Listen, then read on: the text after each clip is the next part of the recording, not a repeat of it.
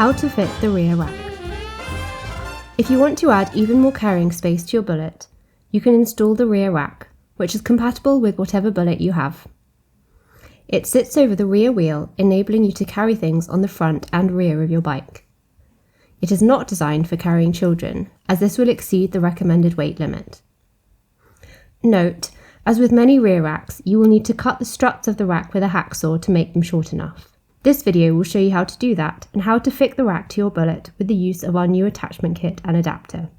The tools you need to do this are a 3mm hex key, a 4mm hex key, a T25 Torx key, a 7mm spanner, an 8mm spanner, a 10mm spanner for non-e-bikes, a torque wrench for 3 Nm, with a 4mm and 5mm hex key and a T25 Torx key attachment, a metal file, a hacksaw, high-performance grease, a ruler and a rag. The parts you will need are the rack, which comes with 2 struts and their brackets. It also comes with 2 35mm bolts, 2 15mm bolts, 2 22mm black spacers and 4 lock nuts. You will also need the rear rack adapter, which comes with 2 40mm bolts, 2 14mm bolts, 1 30mm bolt, 3 lock nuts and 10 washers. Firstly, remove the bolt from where the fender is secured to the seat stay bridge using a 4mm hex key and the addition of a 10mm spanner for original Bullitts.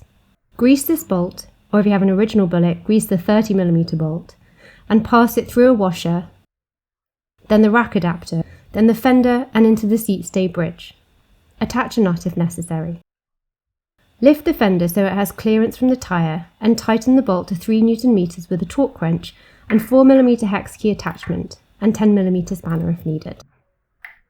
You may need to adjust the legs of the rack using a 3mm hex key and 7mm spanner so that the rack can sit high enough over the fender. Then, remove the bolts from either side of the fender in the dropouts using a 4mm hex key. Take the 2 40mm bolts and grease them. Place a washer on each one, then pass the bolts through the feet of the rack, then through the black spacers. Holding these in place, orientate the rack and place it over the rear wheel. Pass the bolts through the fender struts and into the dropouts, loosely tightening with your hands.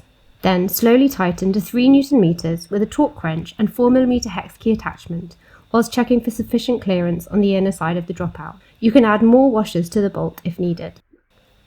Next, take the rack struts and remove the end caps. Then remove the struts from their brackets. You can now secure the brackets to the front of the rack. Take one of the bolts and grease it with the washer still on, then pass it through the rack from above and into the bracket underneath.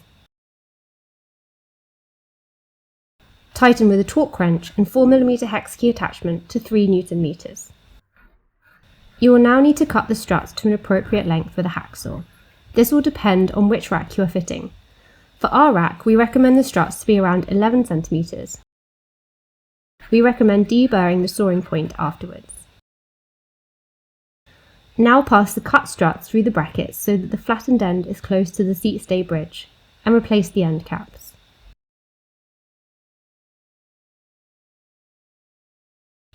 At this point, make sure the rack is horizontally level.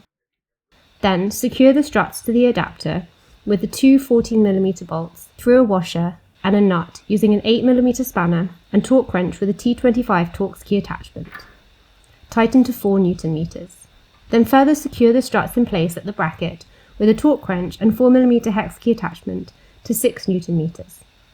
Finally, ensure that every bolt is fully secure and wipe away all excess grease. You have now installed your rear rack.